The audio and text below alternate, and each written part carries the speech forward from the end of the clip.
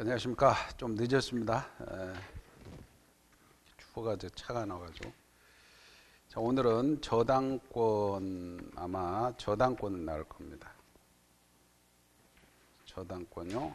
물권법의 238페이지입니다. 238페이지요.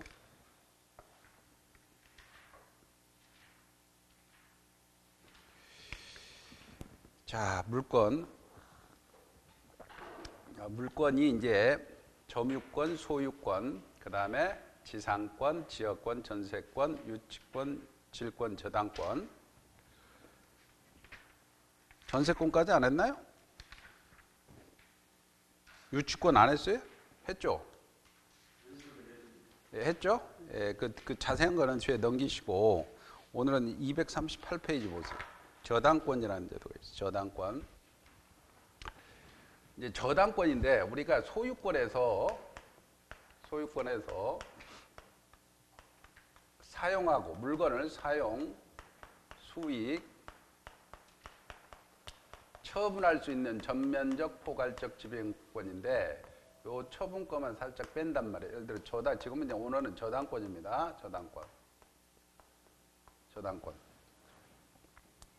저당권은 내가 갑이라는 사람 집이 한 채 있다고 합시다. 이렇게 집. 근데 을입니다. 을이 은행이라고 봅시다. 은행이 돈을 꾸어주니까 채권자예요. 돈을 꾸는 사람이니까 채무자입니다. 집을 담보로 잡힙니다. 집을 담보로 잡힌다. 그러면 1억을 꾼다고 합시다. 1억을 이 채권자가 채권을 갖고 있어요. 채권을 갖고 있는데 담보로 잡았어요.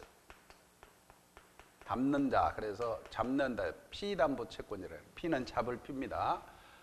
1억의 채권을 담보를 잡고 돈을 꾸어줬다. 그래서 피담보 채권. 잡을 피요. 그러면 채무자 입장에서는 피담보 채무겠죠. 1억을 채권자 은행 입장에서는 채권을 가지고 있는데 담보를 잡고 돈을 꾸어줬다. 피담보 채권이고 채무자 입장에서는 잡피고죠. 그죠? 그러니까 피담보 채무가 되겠죠. 1억이라는 건 개념을 잡으세요. 그 다음에 채권자는 저당권자라 그래요. 권리가 있으니까 저당권자. 그 다음에 요 집주인이죠. 집주인이 설정자라 그랬죠. 저당권 설정자.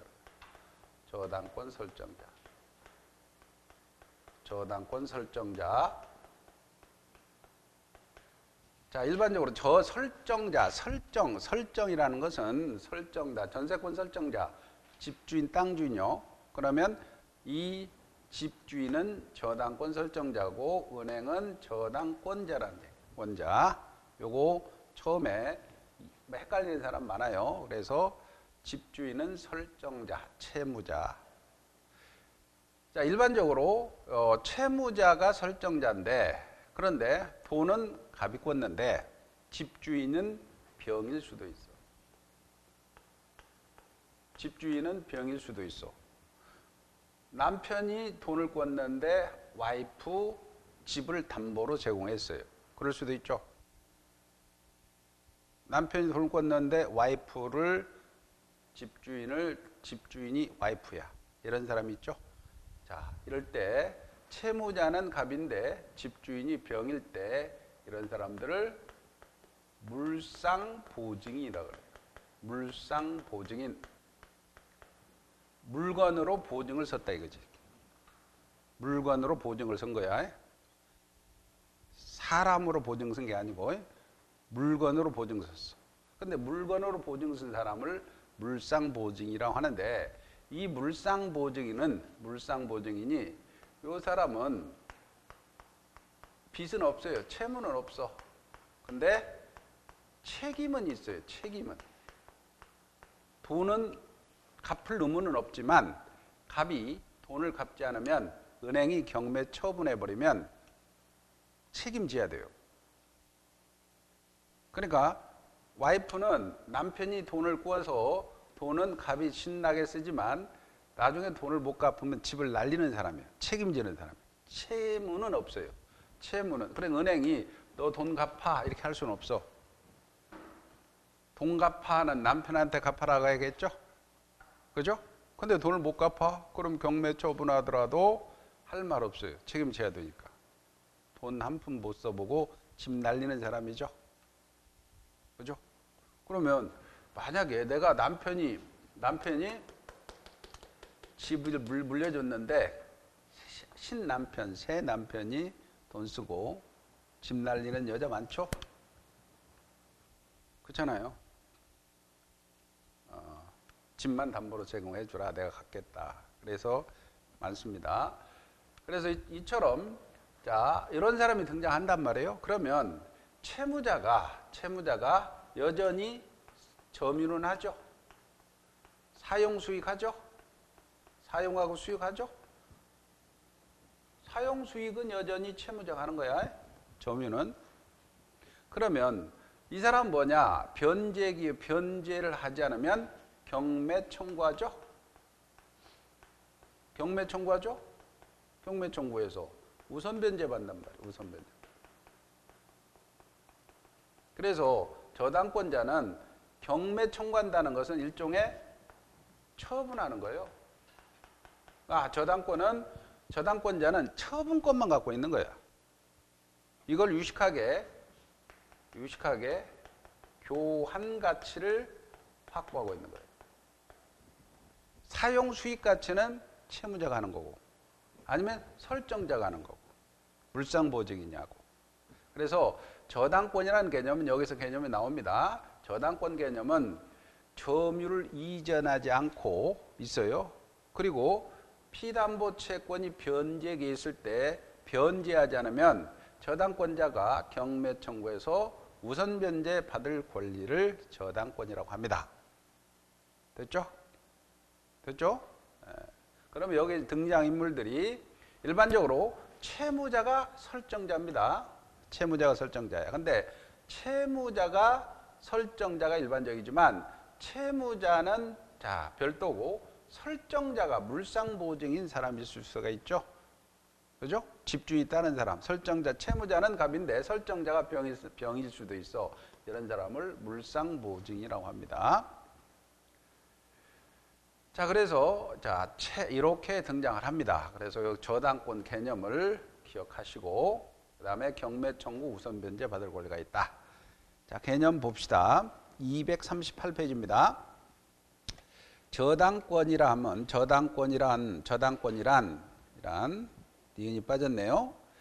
피담보 채권을 담보하기 위해서 피담보 채권 이해가죠? 담보를 잡고 채권을 가지고 담보하기 위해서 채무자 또는 제3자 이 제3자가 밑줄 치고 물상보증이란 말이죠. 제3자가 밑줄 치고 물상보증인 제3자가 밑줄 치고 물상보증입니다. 점유를 이전하지 않는다. 점유를 이전하지 않죠? 점유를 이전하지 않고 있다가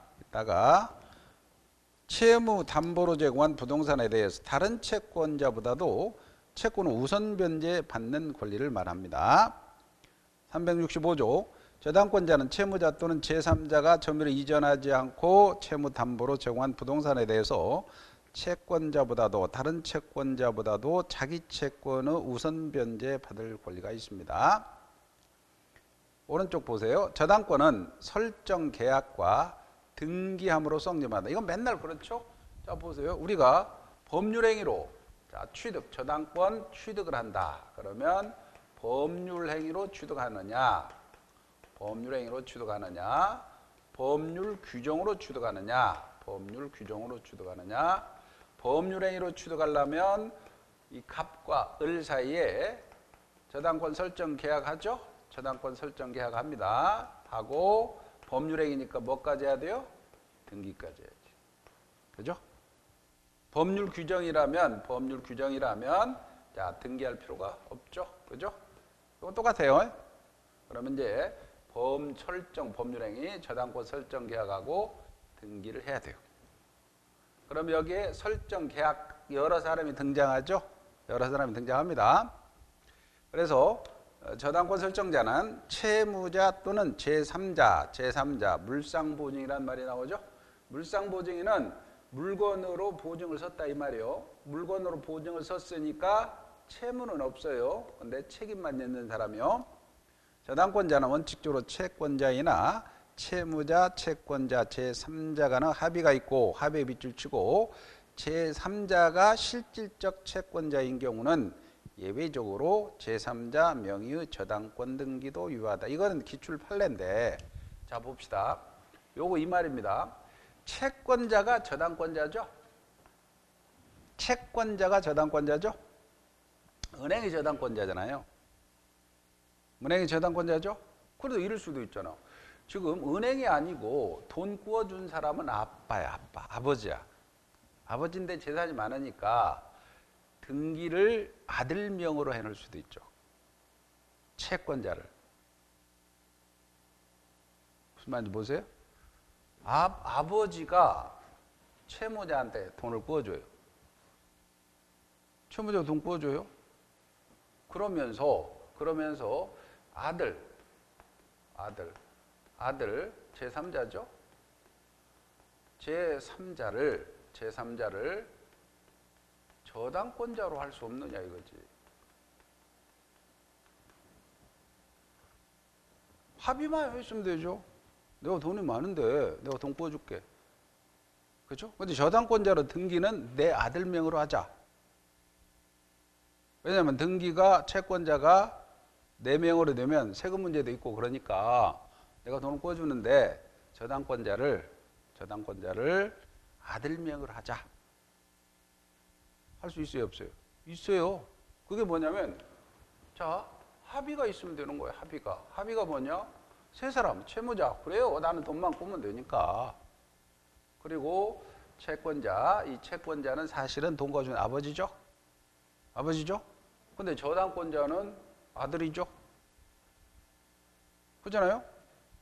합의가 있어. 그리고 아들에게 실질적으로 채권을 귀속시키려고 그래. 이렇게. 아들아 네가 1억 나중에 받아 써라. 이렇게 할 수 있잖아요. 그래서 우리 판례가 이 채권자는 저당권자인데 예외적으로 합의가 3자가 합의하는 거예요. 채무자하고 채권자하고 제3자인 저당권자 합의를 하고 그 채권을 아들에게 실질적으로 귀속시킬 의사가 있다면 제3자라도 저당권 가능하겠죠? 일반적인 채무자 입장에서는 뭐 돈만 꾸면 되니까 그 얘기입니다. 기출 한번 나왔죠? 그래 다시 한번 봅니다. 두 번째 줄 저당권자는 원칙적으로 채권자이죠. 근데 채무자, 채권자, 제3자가 아들이요. 합의가 있어 세 사람이 합의가 있고 제3자 아들이 실질적으로 채권자이다. 나중에 아들아 네가 받아가 인 경우라면 예외적으로 제3자 명의의 저당권 등기도 유효 무효 유효다라는 얘기지. 이해가죠? 여기서 시험 문제 나온 건 요거 한 번 나왔어요. 나머지는 개념이고. 자, 그다음에 양가로 2번 보세요. 양가로 2번은 부동산의 점유는 설정자에게 있으므로 이 말이 알겠죠? 점유는 사용 수익은 집주인에게 있다는 거예요. 설정자는 집주인이요. 설정자에 있으므로 저당권 설정자는 저당권 설정 외에도 제3자를 위한 용익물권을 설정할 수 있다. 이 말을 아세요? 사용 수익하고 있잖아요. 사용 수익하고 있죠? 그죠? 여기다가 이 집에다가 저당권 설정하고 여기다가 임대차, 임차권도 설정할 수 있겠죠? 에? 전세권도 설정할 수 있어요. 전세권. 상관없어요? 어차피 저당권자는 1순위 확보해 놨잖아요. 그러면 등기를 해야 되니까 이 사람은 자 저당권 반드시 등기해야 돼요. 그러면 1순위 을구사항란에 1번 저당권 이게 저당권 상관없어요. 이렇게 을이.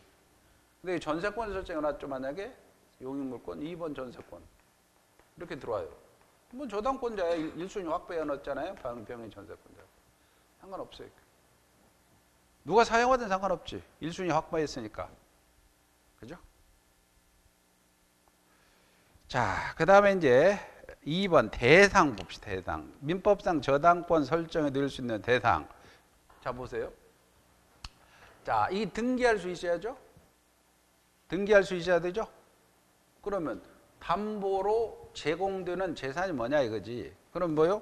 담보로 토지. 토지 등기할 수 있잖아요. 그 다음에 자, 건물도 담보로 제공할 수 있죠? 저당권으로. 상관없죠? 토지 건물. 토지 건물. 부동산이니까. 아니면 보세요. 건물에 우리가 지상권이다. 지상권이다. 전세권에 지상권 전세권에 지상권 전세권에 저당권도 설정할 수 있어요. 지상권 전세권에 저당권 설정할 수 있어요. 그리고 전세권 있죠. 전세권. 갑이 저번 시간에 배운 갑이라는 사람이 있는데 이 집이 한 채 있다. 을이 있어요. 이 사람이 전세권자야. 전세금을 2억을 지급해놨어요. 그러면 이 전세금을 담보로 해서 은행에서 융자를 받을 수 있죠? 융자 받을 수 있죠? 그러면 이때 저당권자는 어떻게 등기가 될까요? 등기가 이렇게 될 거예요. 이렇게 을구사항란에 1번 전세권에다가 전세권에다가 이렇게 을이 있는데 이렇게 여기다가 1-1 1번의 순위를 잡고 다시 1 즉 2르 1 부기 등기로 합니다. 1순위 확보해놓고 1번 전세권에 저당권을 설정한다.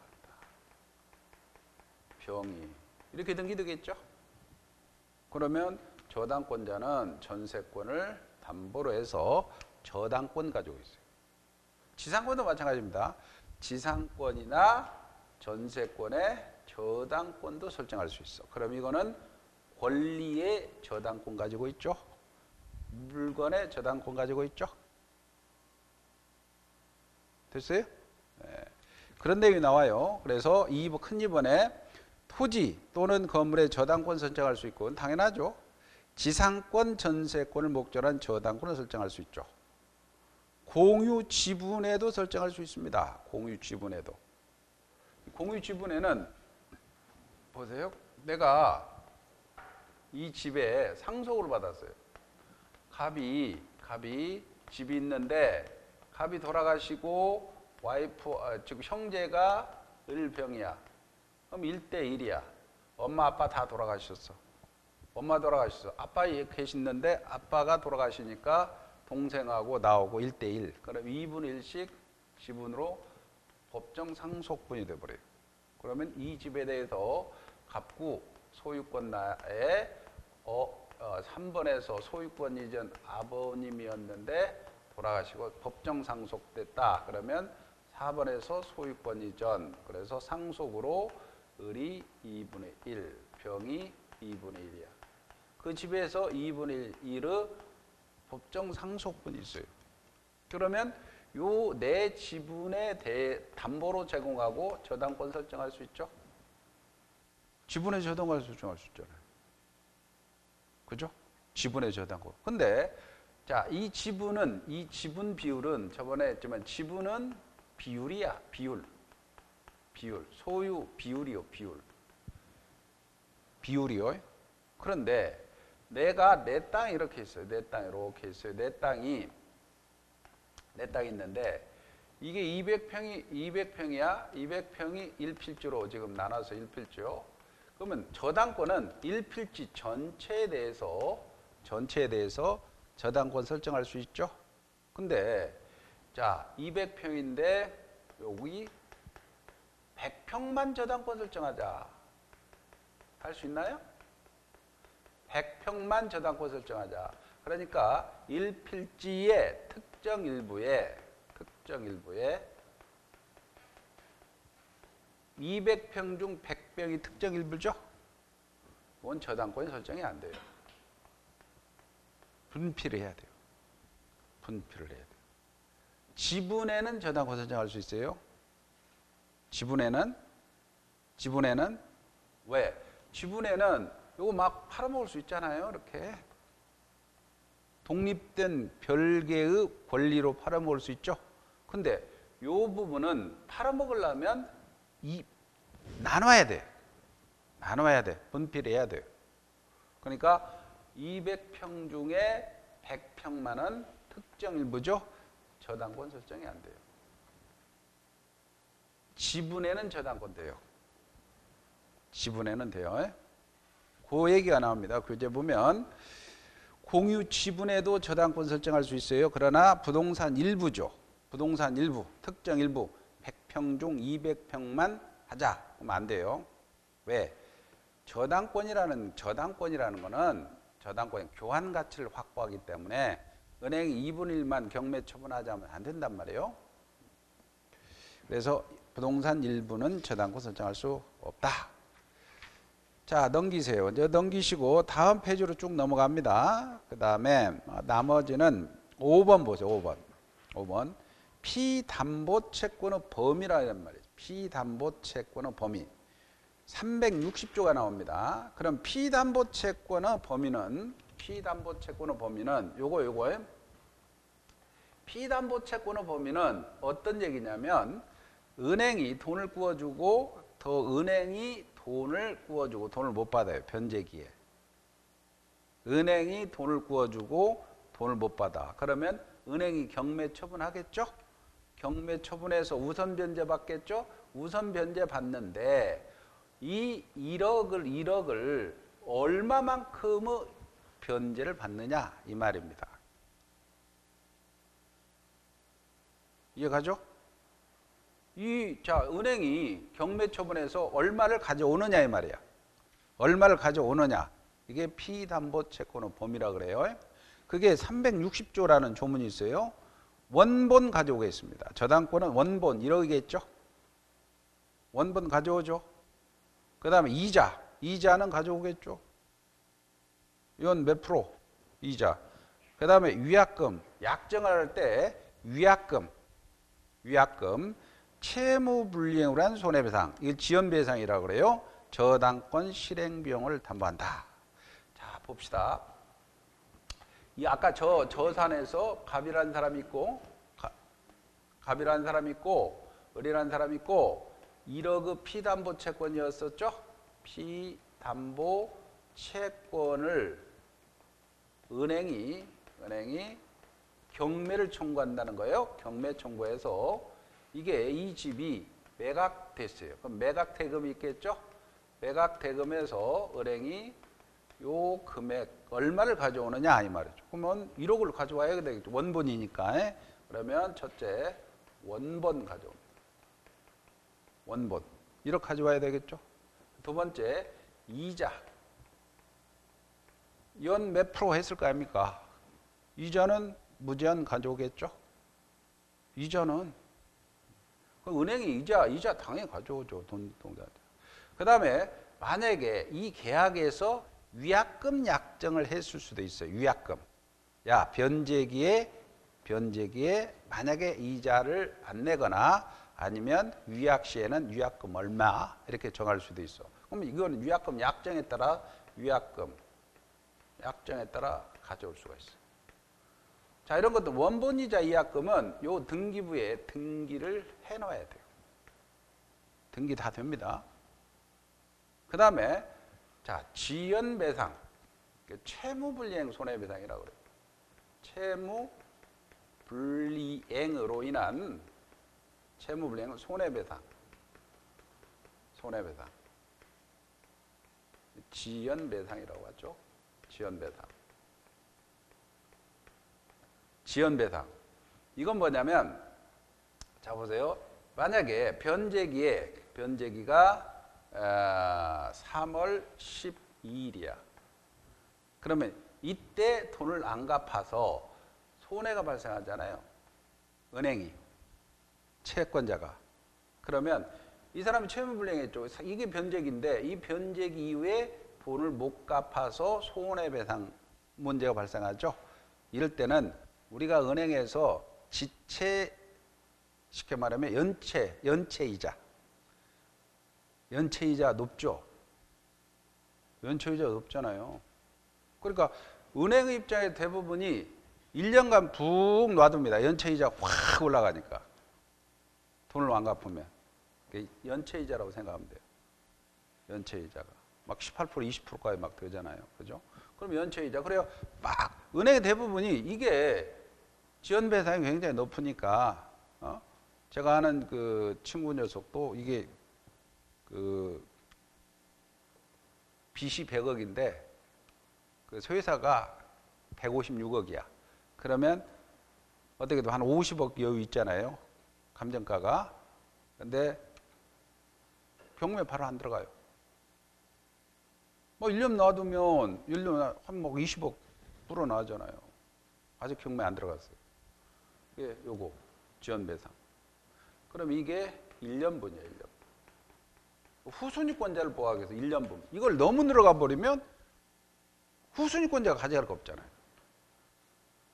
1년분. 지연배상 1년분.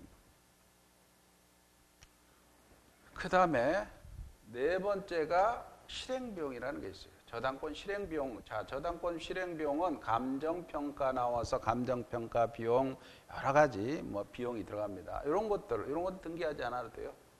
등기하지 않아도 돼요. 그래서 은행의 입장에서 채권자 입장에서는 원본 가져가고 이자 무제한 가져갑니다. 위약금 약정이 있으면 위약금도 가져가고 그 다음에 변제기에 변제하지 않음으로써 손해가 발생할 때 채무불이행 손해배상, 다른 말은 지연배상. 지연배상을 우리는 뭐 그 은행에서는 뭐라고 봤죠? 연체이자 뭐 이런 것들 이렇게 쓰죠. 이렇게 실행비용을 담보한다. 자, 그게 다시 360조를 봅시다. 저당권 원본, 이자, 위약금, 채무불이행으로 한 손해배상, 이게 지연배상이라고 합니다. 저당권 실행비용을 담보합니다. 가져온다는 그러나 지연배상, 이 지연배상 아까 채무불이행으로 한 손해배상입니다. 이행기 경과는 1년 분하의 저당권을 행사할 수 있다. 1년 분가. 그러니까 보통 은행에서는 1년 정도는 푹 놔뒀다가 돈을 좀 확보한 다음에 경매 처분하죠. 자, 이제 넘겨보세요. 넘겨보시고 그 다음에 부종성, 물상대위 8번 한번 보세요. 물상대위란 말이 있습니다. 물상대위. 이것도 한번 나왔는데 물상대위란 말은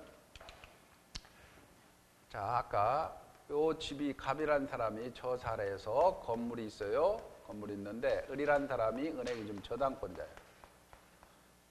저당권자야. 이 사람이 채무자고 설정자입니다. 근데 이 목적물이 멸실되거나 훼손되거나 멸실, 훼손, 공용징수가 됐어요. 멸실, 훼손, 공용징수가 됐어요. 그러면 누가 멸실, 훼손, 공용징수. 그러면 여기에 멸실돼서 불이 나버렸어요. 보상금이 나와요. 보험금이라고 하겠죠.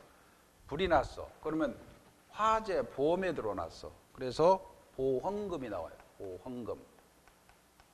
누가 훼손시켰어. 그러면 손해배상 청구할 수 있어요. 손해배상. 공용징수, 수용이죠. 수용을 하면은 보상금이 나옵니다. 보상금.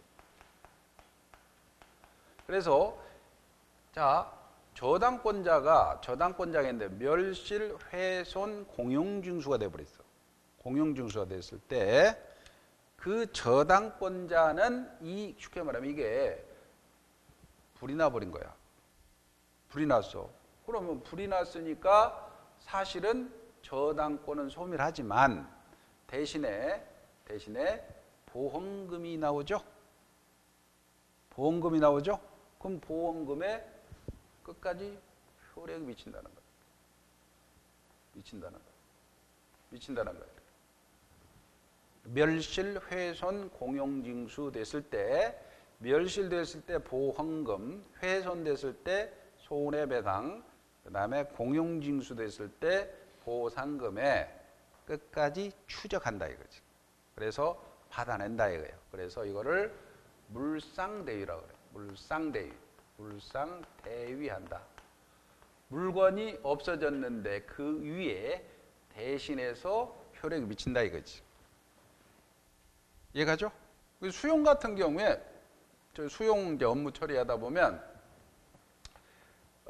저당권자가 특히 현금청산자의 조합원이 아닌 사람들 있잖아요. 조합원이 아닌 사람들. 그러면 거기에 저당권자가 잡혀 있어요. 그러면 이제 조합에서 수용할 때 저당권자에게 통지를 해줍니다. 보상금이 얼마 있으니까 당신 빨리 권리 행사하세요. 그러면 저당권자가 연락이 옵니다. 어떻게 해야 됩니까? 압류해 놓으세요. 압류해 놓지 않는 한 지급할 수가 없잖아요. 그러면 왜냐면 저당권자가 요 돈이잖아요. 다 돈이죠. 돈이 수중에 들어가면 저당권자가 확보를 못 하잖아요. 그죠? 그러면 수중에 들어가기 전에 특정을 해 놓는 게 요게 저당권자가 압류를 해야 돼요. 압류를 해 놨을 때 효력이 미치는 거예요. 근데 압류는 꼭 저당권자가 아니라 하더라도 제3자가 압류했더라도 저당권 효력이 미쳐요. 그래서 이 압류. 그래서 꼭 제3자가 압류하더라도 저당권의 효력이 미칩니다. 상관없어요. 누가 압류하더라도 저당권자가 꼭 압류할 필요는 없습니다.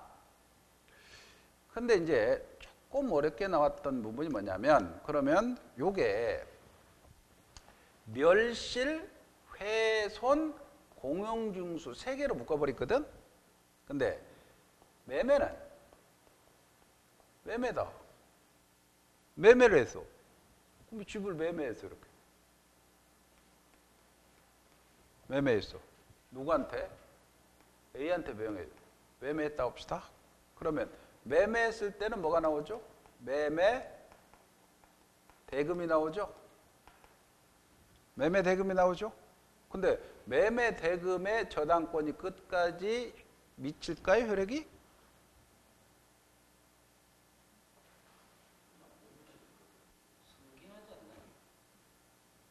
자, 매매를 한다 하더라도 상관없어요. 목적물이 멸실하지 않았잖아요. 그러니까 끝까지 저당권은 살아있는 거예요. 멸실 후에 어떻게 매매를 해? 집이 없어져 버렸는데. 집만 가져가야지. 토지가 불탈 리는 없잖아요. 그러니까 쉽게 말하면 이 매매 대금에는 물상대위가 일어나지 않아요. 왜? 저당권이 그대로 살아있는데, 물건이 살아있는데. 시험은 잘 나오죠. 매매 대금에는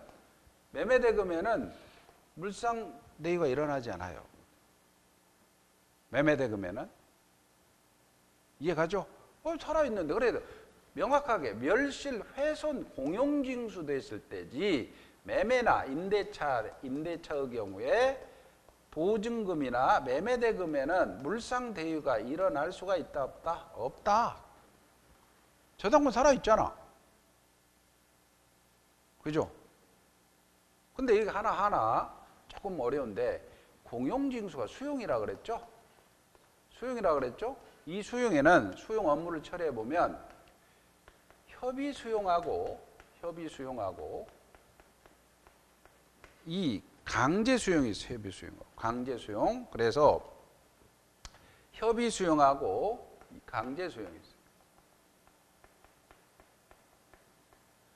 자, 이제 강제 수용, 협의 수용은 뭐냐면요. 특히 이제 그 재개발지역에서 보면 일단은 조합원하고 비조합원을 분리를 작업을 해요. 그러면 명단을 넘겨받아요. 명단을. 그러면 일단 분양신청했잖아요. 조합원들은 분양신청 완료했잖아요. 그러면 비조합원들 있잖아요. 비조합원들을 조합원이 동의 안 해준 사람들 있죠. 비조합원들은 돈을 주어서 내보내야 되잖아. 그죠? 그래서 조합에 재개발 조합에 재개발 조합에서 조합원들은 동의를 해준 사람들이고 동의를 안 해준 사람은 비조합원. 비조합을 현금 청산자라 그래요. 현금으로 청산해 줘야 돼요. 현금 청산자는 토지, 건물, 뭐 영어 장사하는 사람 영어권도 있어요. 영어권. 그렇게 토지, 건물, 영업권 그 지역에서 장사하는 사람들이 있잖아요. 이런 사람들은 1차적으로 영업권도 장사하는 사람들로 협의를 해야 돼요. 협의가 안 되면 강제 수용해서 재결 수용을 한다 그러죠. 강제 수용을 이거는 이제 재결 수용이라고. 다른 말로는 재결 수용. 그래서 토지, 건물, 영업권을 분류 작업을 다 해요. 그래서 토지 조서 만들고 건물 조서 만들고 영업권 조서. 영업권 조서라는 것은 가서 이제 사진 찍고 영업을 하느냐 해서 조서를 다 만들어요. 그리고 각각 이제 감정 평가를 하게 되겠죠. 그럼 감정 평가가 나옵니다. 나오면 이제 여기에서 수용할 때 감정 평가가 나오는 거는 요거는 보통 현금 청산자들은 토지 수용 위원회하고 조합. 그래서 조합에서 설정한 평가사. 그다음에 지방토지수용위원회에서 선정한 평가사. 저희 지역 같은 경우는 현금 청산자도 감정평가사를 선임했어요. 그래가지고 세 감정평가사가 평가를 해요. 이것을 산술평균을 해요. 산술평균한 금액이 나오겠죠? 금액이. 근데 대부분이 비슷비슷해요. 비슷비슷해, 평가사들이. 뭐, 자기들끼리 얼마 되겠다, 돌아다니면서 얼마 되겠다 하고, 뭐, 수치되고 다 해요. 그러면 이전에는 또 조합원들 이전에는 뭐, 재개발을 하면 종전자산평가 다 돼 있어요. 근데 그게 한 7, 8년 흐르잖아요. 그럼 이 사람들이 이제 평가를 해. 그럼 이제 평가 금액이 나오죠. 그러면 이제 저희 같은 이제 수용업체에서 이 사람들한테 야, 이 평가가 나왔으니 이 금액을로 합의할래? 협의할래? 통지 보내요. 그러면 대부분이 조합에서는 저희 조합 같은 거는 한 15% 여기 금액의 5%를 더 줄게 나가라. 조합에서 일률적으로 저희들한테 이제 5%까지 저희들한테 이제 그 자유 재량을 줘요. 그러면 5% 더 줄게 나가실래요? 그러면 이 사람이 1억을 받았다. 그러면 5%니까 1억 500. 그죠? 그럼 이제 대부분이 5% 쪽 안 나가죠. 그러면 이제 어떤 분들은 나는 뭐 10%만 좀 나가겠습니다. 라고 해서 1억 1천만 원이 됐잖아요. 1억 1천만 원에 나는 나가겠소. 라고 하면 협의가 되는 거예요. 이해가죠? 그럼 협의는 사실 내가 1억 1천만 원에 나는 나가겠다라고 했단 말이에요. 1억 1천만 원에.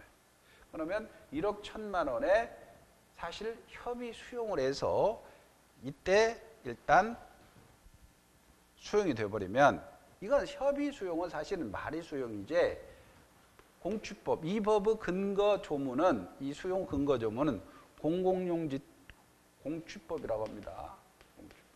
공익사업 및 취득에 관한 법률 공취법에서 이게 사실은 매매와 우리 판례가 협의 수용은 매매와 같다. 매매와 같아.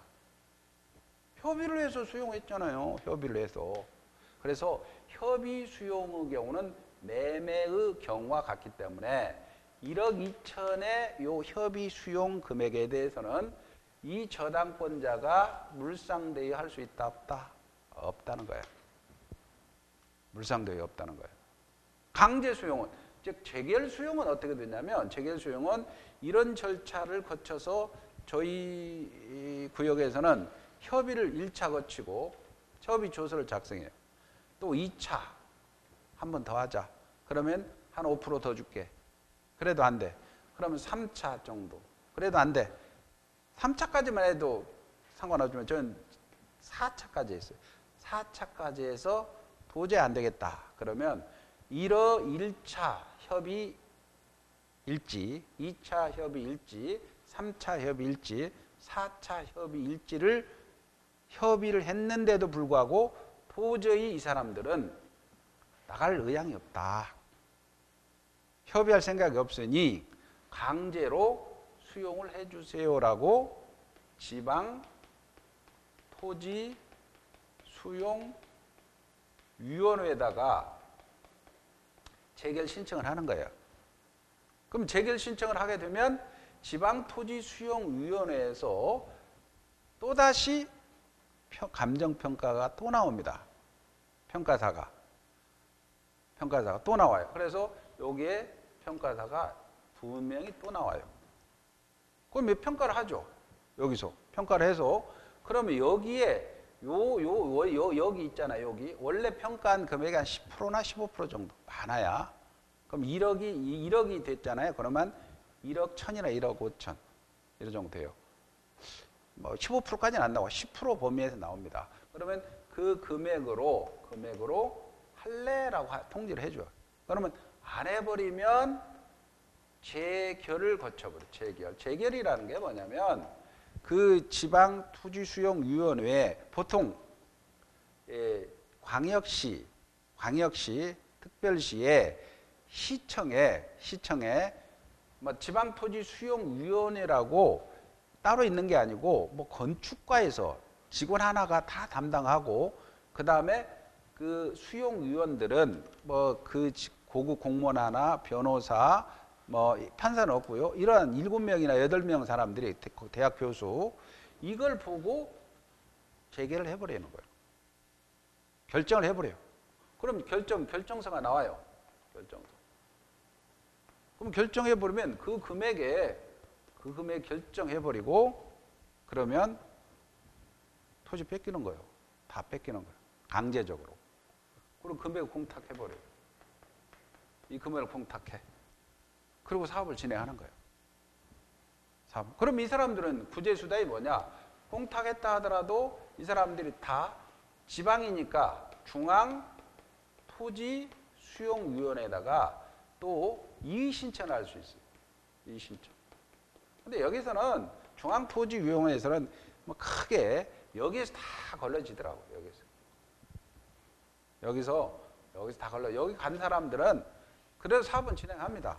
지금 진행하고 토지고 안 나가면 이제 강제 집행 들어가고 명도 소송 들어가서 강제 철거하고 여기에서 다. 여기 저희 같은 경우에는 토지 영업권까지 해서 한 5명이 정도 있었는데 결국 한 사람 정도 해서 강제 집행했고 나머지 다 처리됐어요. 그래서 근데 이 재결 수용의 경우는 요거는 당연히 법에서 하니까 물상대위가 일어나요. 그러나 협의 수용의 경우는 매매 같으니까 물상대위가 일어나지 않는다. 그래서 거기 물상대위 하나 봅시다. 양가로 1번. 저당 목적물로 변형물인 금전 기타 물건에 대해 이미 제3자가 압류란 말 밑줄 쳐놓으시고 금전 물건이 특정된 데 이상 저당권을 스스로 압류하지 않고서도 물상대위할 수 있습니다. 그 다음에 오른쪽에 양가로 4번 한번 보세요. 양가로 4번. 공공용지 취득 및 보상에 관한 법률입니다. 협의 취득 밑줄이고 협의 취득. 공공용지 취득 및 보상에 관한 법률에 따른 협의 취득은 사법상 매매 계약과 같다. 협의 취득은 매매다. 이게 핵심이요. 성질을 가진 것에 불과해서 토지수용법상의 공용징수에 해당되지 않는다. 여기까지 이해가죠? 본권 토지 소유권이 피고에게 이전된다 할지라도 저당권자인 원고는 저당권자로서 본권 토지에 추구한다는 쫓아간다는 거예요. 위 소유인의 협의에 따라 지급한 보상금, 실질적인 매매 대금에는 물상대위 행사할 수 있다 없다. 핵심은 Q를 한번 보세요. 저당권의 물상대위에 관해서 옳은 걸 고르시오라고 되어 있죠. 그런 걸 고르시는데 4번 한번 보세요. 4번. 저당권자는 저당 목적물 소실이죠. 소실. 불탔어요. 설정자가 주득한 화재 보험금에는 물상대유를 행사할 수가 있다 없다? 있죠. 근데 5번 한번 보세요. 5번. 기출인데 저당권이 설정된 토지가 공익사업을 위한 토지 등의 취득 및 보상에 관한 법률에 따라서 협의취득. 협의취득은 매매라 그랬죠? 예? 매매죠. 저당권자가 보상금에 대해서 물상대유권을 행사할 수 있다 없다? 없다라고 해야죠. 이해가죠?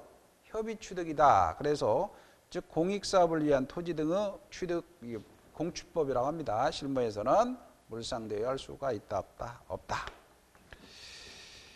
자, 일단 여기까지 보시고 다음 페이지로 넘겨보세요. 다음 페이지. 조금 쉬었다가 제3취득자라는 개념을 봅시다. 제3취득자.